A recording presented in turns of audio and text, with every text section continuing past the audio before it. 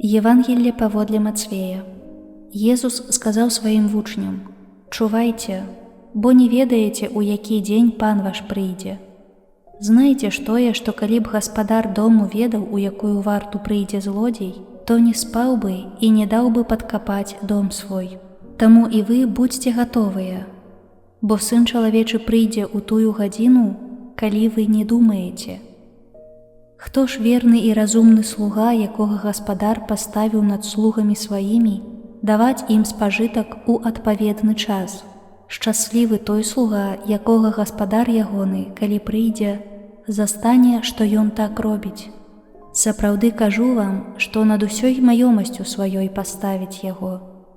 Калі ж гэта дрэнны слуга скажа ў сэрцы сваім: не спяшаецца гаспадар мой, і пачне біць сяброў сваіх, есці і піць з п'яніцамі, то гаспадар слугі гэтага прыйдзе ў дзень, калі ён не чакае, і ў гадзіну, аб якой не ведае, і адлучыць яго, і вызначыць яму долю разам з крывадушнікамі.